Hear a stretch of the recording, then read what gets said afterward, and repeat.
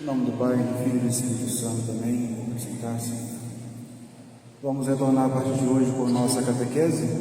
Hoje, primeira catequese desse ano 2025. Gostaria de dar aos senhores algumas orientações práticas sobre a nossa missa, sobre o ritual que nós seguimos. Graças a Deus, no nosso apostolado sempre tem muita gente visitando. Gente que vem pela primeira vez, ou por curiosidade, ou por inclinação, porque gosta, porque já viu na internet.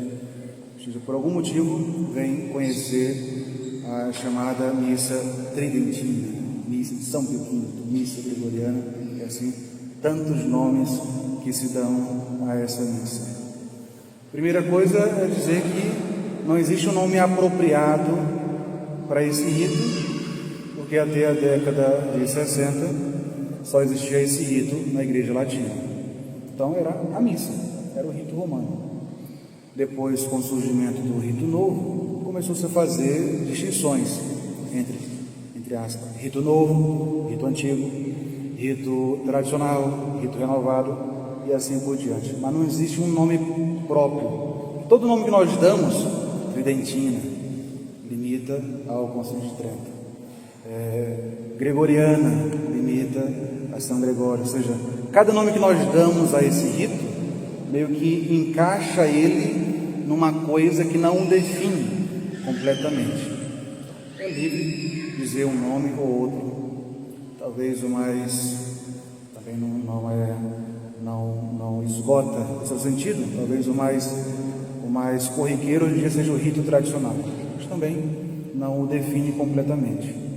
Bom, essa missa que nós temos aqui, graças a Deus e à bondade do Senhor Arcebispo Dom Valmor e ao ministério dos nossos padres do clero da administração apostólica pessoal São João Maria Vianney, é a missa que veio da Igreja como herança ao longo dos séculos. E para uma pessoa que é piedosa, alguém que gosta de rezar, por mais que nunca tenha participado, nunca tenha visto o ritual da missa, é algo completamente adaptável. A pessoa consegue acompanhar. Porque se a pessoa gosta de rezar, esse rito, ele conduz naturalmente à oração, ao silêncio, ao recolhimento. Então, para quem gosta de rezar, mas o rito é em latim. Sim, mas a pessoa que é piedosa, que vai participar do rito, que naturalmente é em latim, e vê, por exemplo, o padre chegar com seu cálice na mão, subir com reverência ao altar, preparar o cálice, fazer as orações com piedade, bater no peito, subir e descer, vai para um lado, vai para o outro, abaixa a cabeça, bate no peito, olha para o céu, ou seja, todos esses ritos externos conduz a alma piedosa a trazer para si um sentimento de recolhimento, de piedade, de devoção. E isso independente se a pessoa entende o que está ouvindo, o latim, ou se ela consegue absorver esses gestos ou não, porque ela sabe que ali está acontecendo uma ação sagrada. O padre está conversando com Deus em nome do povo e com o povo. Por isso o rito, independente da pessoa já conhecer ou não, entender ou não o latim, a pessoa consegue tirar frutos para a sua alma. Depende da atenção e da devoção que cada um coloca na assistência, é claro. Para quem vem pela primeira vez, é interessante observar algumas coisas. Por exemplo, se você vem a primeira vez, não senta na frente. Ah, padre, está com preconceito. Não é isso. Porque se você vem pela primeira vez, imagina-se o quê? Que você não sabe certo a hora de levantar, de ajoelhar, de sentar, de responder, de ficar em silêncio. Então é melhor ficar mais para o meio da igreja, para você conseguir observar os gestos e os movimentos do povo e acompanhá-los naturalmente. Ah, padre, mas a gente recebe muito essa mensagem. Padre, mas não tem um véu. Não tem véu lá na frente. Mas é obrigado usar o véu? Não, obrigado não é. É um costume tradicional da igreja. Até 83 era obrigatório a mulher entrar na igreja usando o seu véu. Depois saiu do direito canônico, não é mais obrigatório, mas não quer dizer que é proibido, pelo contrário, é muito recomendado. Qual o sentido do véu? Qual é a maior vaidade de uma mulher? É o cabelo. Primeira vaidade de uma mulher é o cabelo. Então, diante de Deus, ela cobre essa sua, digo, vaidade no sentido ruim. Mas a primeira coisa que ela deve cobrir diante de Deus é o cabelo, ou seja, em outras palavras, a sua vaidade. Aquilo que ela gasta tanto tempo cuidando, zelando, diante de Deus, tudo isso some. Deus agora é o mais importante, por isso ela se cobre com o véu. E tem aquele princípio, né? Na igreja, tudo que é sagrado, a igreja cobre com o véu. A âmbula onde fica a reserva de Jesus Eucarístico é coberto com o véu. O cálice que o padre entra, já está no altar, é coberto com o véu. E assim, tudo que representa coisa sagrada é coberto com o véu. A mulher, ao se cobrir com o véu, ela está dizendo para Deus que ela também, pela união com Deus, ela é uma coisa sagrada. Por isso ela deve, por esse gesto piedoso de usar o véu, impor, não por palavras ou gestos, mas pelo seu próprio modo de ser, impor respeito e reverência a qualquer pessoa que a veja. Sem falar no sentido prático. Como falei, o cabelo é o sinal da vaidade da mulher. Não é que ele é pecado de vaidade, mas é o sinal da vaidade da mulher. Cobrindo-se com o véu, quem está atrás não fica avaliando o estado do seu cabelo. Esse aqui usa tal produto, eu conheço esse cabelo. Esse aqui é tal produto que ela usa. Não existe isso com o véu coberto, não. Ou quando acontece de estar homens junto com mulheres, não acontecer de homem ficar observando a mulher, porque ele só vê véu, só vê pano. Por isso, outro costume tradicional nosso é sentar separado. Mulheres desse lado, chamado lado da epístola, e homens deste lado, chamado lado do evangelho, que também é um costume tradicional. E imagino todos os que vêm à nossa igreja, ao nosso rito, é por causa dos costumes tradicionais. Por isso é bom manter esses costumes. Como é a comunhão, padre? Comunhão é de modo piedoso, como a igreja sempre ensinou, de joelhos, na boca, com piedade, com reverência. A comunhão não é colocar a língua para fora. Tem umas pessoas que botam a língua para fora e não contente da dobra para baixo. O padre vai colocar, vai tocar no dedo do padre, não é isso. A ponta da língua, ela aparece sobre o lábio inferior, ela não sai para fora. E ali o padre coloca e você leva a língua para dentro, levando o Nosso Senhor. E também não tem esse negócio de pedágio. Tem umas pessoas que cobram pedágio para Jesus. O padre vai colocar a hóstia consagrada e a pessoa para a hóstia com dente. Não, aqui só com pedágio. Não existe esse negócio. Não existe negócio de aparar Jesus com dente. É sobre a língua. Entendeu? Também você não avança. O padre vai com a hóstia e você vai ao encontro. Não, você fica parado. Não olha para cima. Ninguém aqui está nos tempos de Garambandal. Não olha para cima. Fica com a cabeça reta, boca aberta, a língua sobre o lado inferior. A coisa é muito tranquila. Pela repetição do gesto, vai ficando natural e habitual. Não precisa se preocupar se vai fazer certo ou não na primeira vez. Depois também, na igreja, nós guardamos recolhimento. Se precisamos falar, perguntar alguma coisa, falamos sempre em voz mais baixa. Não é como se nós estivéssemos falando com alguém na sala da nossa casa.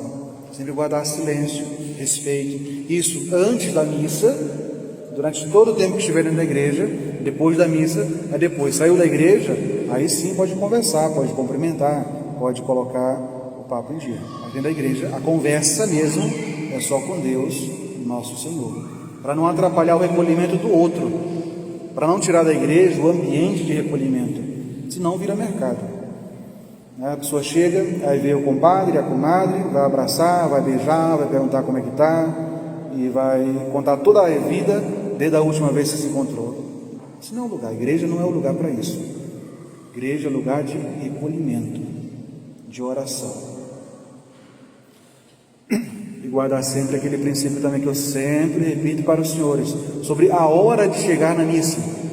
O mandamento da igreja, para cumprir o preceito, diz o quê? Assistir, participar da missa, o quê? Inteira. O que é esse negócio inteira, Pai? Do começo, em nome do Pai, até o fim, em nome do Pai. Esse é o inteira. Desde o momento antes do padre chegar no altar até o momento que o padre sai do altar, eu tenho que estar na missa. Ah, mas é porque eu já ouvi que se eu chegar até o Evangelho, valeu. Que o Evangelho é a parte principal da primeira parte da missa, eu peguei a parte principal, então cumpri o preceito. Não está de todo errado esse princípio, essa ideia. Mas é o mais perfeito? Ou então, não, mas o rito tradicional, a missa começa no introito, que é quando o padre sobe ao altar. Então, se eu cheguei até aquele momento, eu cumpri o preceito.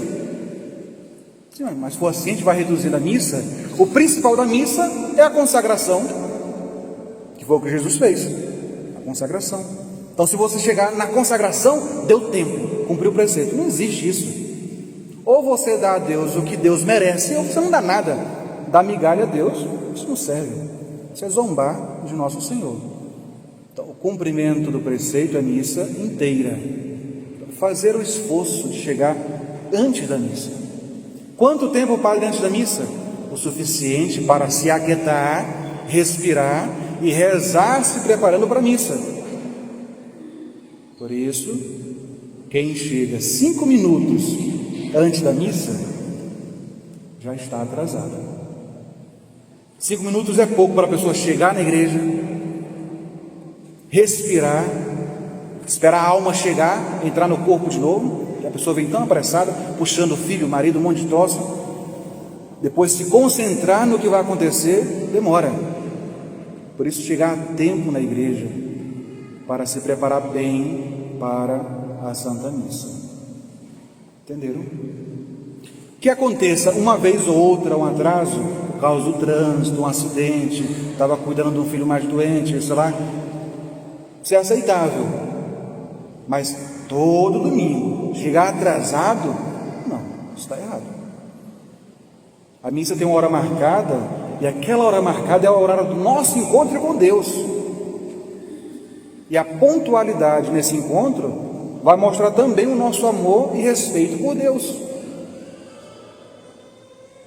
É assim quando a gente faz com uma pessoa que nós amamos, marcamos o encontro com um pai, uma mãe, um filho, um irmão, um namorado, uma namorada, o esposo, a esposa.